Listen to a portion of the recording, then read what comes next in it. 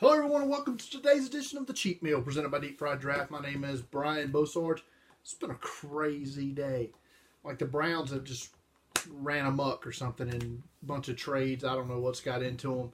But there's been 7 trades in the last 48 hours. And we got to talk about them all. We're going to get to those in a second. But let's talk about what's happening at deepfrieddraft.com. All position rankings updated to reflect the combine. Top 100 updated. Let's carry that to 300. And if you want to play around with that top 300 big board, go to fanspeak.com. Use my big board for your on-the-clock mock drafts. Fun stuff, fun stuff. 3 more DFD recipes added this week. Quentin Nelson. Jamon Moore and Dante Jackson, the corner from LSU, just added that one today. Go to deepfrieddraft.com, check that out. Now, let's get into the trades. Haven't checked my phone in 5 minutes. There may have been 3 more trades. I don't know. Let's go back to the one that got it all started 48 hours ago. It may be going back 72 hours, but whatever. Seattle acquires from Philadelphia wide receiver Marcus Johnson and a 2018 5th-round pick. The Eagles acquire Pro Bowl defensive lineman Michael Bennett and a 2018 7th-round pick. This is a part of Seattle reshaping their entire team. They spent money on defense, and the chicken has come home to roost. So they're culling salary. They've released Richard Sherman. They've released Jeremy Lane. There's talks that Earl Thomas is on the trade block, Cam Chancellor. So basically an entire retool of their defense. With the exception of their acquisition of Sheldon Richardson from a year ago. I'd expect them to try to extend him. But they've got to add linemen to block for Russell Wilson, or else they're going to continue to waste Russell Wilson. So that's that trade.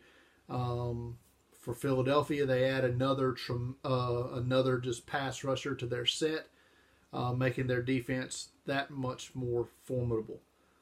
The picks are their late round picks, so not a whole lot of intrigue there.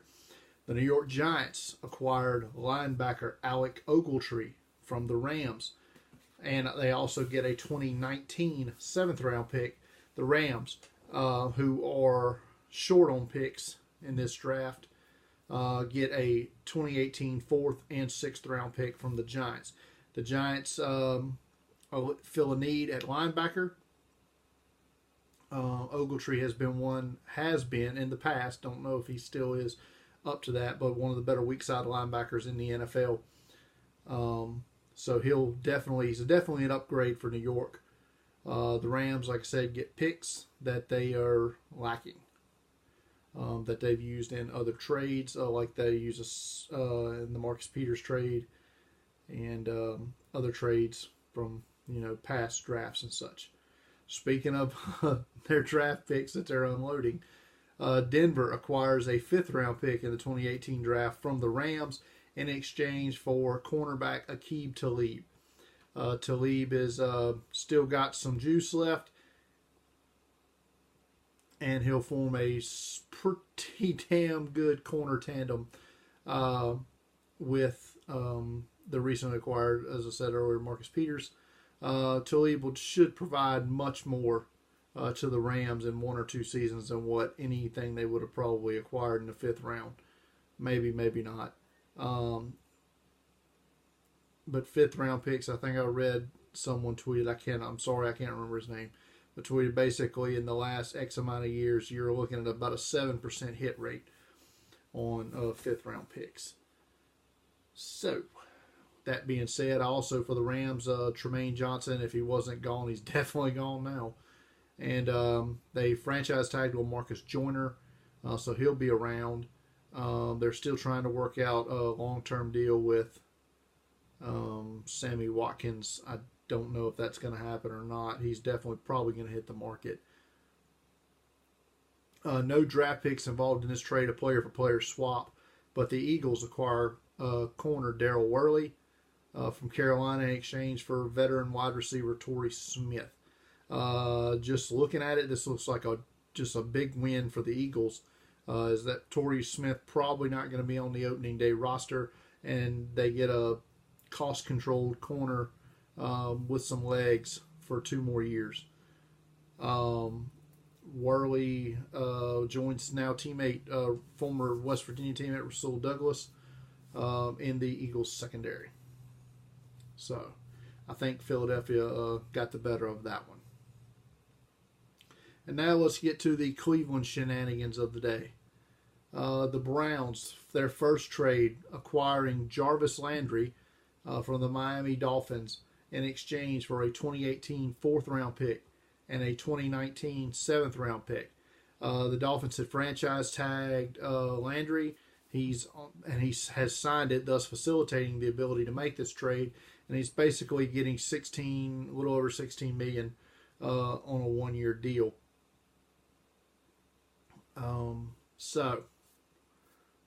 Cleveland gets a receiver that has been productive reception-wise, not necessarily yardage-wise. As I read earlier that Landry is the first receiver in NFL history. NFL history. They've been playing a while. To have 100 receptions in a season but not go over 1,000 yards. That doesn't even seem friggin' possible. But Landry did it last year. It has happened 3 other times in NFL history, all running backs. Landry, the first wide receiver to do it. So, it's wild. There is talks that the Browns are trying to work out a long-term deal with Landry. If they don't, then they'll probably get back a higher draft pick next year than what they gave up this year. They'll probably get a 3rd-round comp pick next year. No, wouldn't be next year. It'd be a 3rd-round comp pick in 2020. So, yeah. But Cleveland wasn't done there, were they? No, they were not.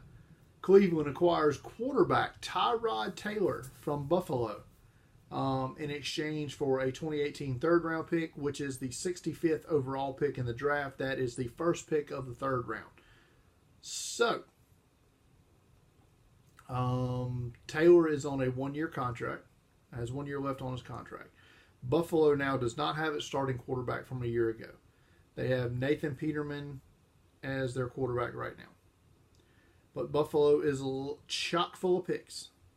They have 5 picks now, I believe, in the first 65. They're going to go up and get a quarterback. It's going to happen. Now, they may still sign a bridge quarterback. Somebody like, I don't know, A.J. McCarron, maybe, is that guy as a bridge quarterback. I thought Cleveland was the place that McCarron was going to go. That is apparently not the case. But they do acquire Tyrod Taylor. Tyrod Taylor will be that bridge quarterback for Cleveland. Make no mistake about it. This changes nothing as far as I'm concerned what Cleveland's going to do at pick 1. I still think it's going to be a QB. I hear all the talk about Saquon Barkley. I don't think it's going to be Barkley. I think it's going to be a quarterback. And then they'll come back at 4, see what happens. So, but the Tyrod Taylor trade changes nothing. But Cleveland wasn't done there, were they? No, they were not. Cleveland trades with Green Bay. Browns acquire cornerback Demarius Randall in exchange for quarterback Deshaun Kaiser, their 2nd-round pick a year ago. But the teams are also swapping 4th-round picks and 5th-round picks. So, basically, Green Bay will go up to Cleveland's spot in both rounds. And Cleveland will fall back to Green Bay's spot. Now, both teams have multiple 4th and 5th-round picks, so nobody's really sure where at in each round these picks are. They could be comp picks or they could be mid-round picks. We'll have to wait and see what the details come out about that. But let's get to the crux of the deal. Cleveland gets a very good corner from Green Bay in Randall. He played safety in college, so there's a chance he could be the free safety for the Browns. If that's the case, that definitely seems to affect who they may look at it for. If that's the case, so that decision may get made after the draft. Like, say if they was to draft a Derwin James or Minkah Fitzpatrick at 4, then you're probably playing Randall at corner. If you go with, say, Bradley Chubb, Saquon Barkley, or someone else at 4, then you could look at Randall as the free safety. Fresh start for Deshaun Kaiser, who was basically, I'm not going to say he was dealt a bad hand last year by Hugh Jackson, but he was not put in much of a place to succeed. So Kaiser will basically become the new Brett Hundley, I guess. The guy who sits behind Aaron Rodgers and doesn't ever play unless Rodgers gets hurt. And at that point, Green Bay's screwed anyway, as we saw last year. So that's that. It was wild today. I mean, after like 4 o'clock, I'm getting ready to leave. I'm driving home and just trades going off all over the place. It's crazy. Don't check your phone while you drive, kids. Don't do it. That's going to do it for this edition of the Cheat Meal. As always, follow me on Twitter at Deep Fried Draft, Facebook.com/Deep Fried Draft, YouTube. Subscribe to my channel, which is ironically Deep Fried Draft. And then you'll get alerted when these videos pop up. Download the Bumpers app if you are an Apple in the Apple Store, App Store, and subscribe to Deep Fried Draft there. Get notified whenever I do a podcast, which I did one Monday. Go back and have a listen.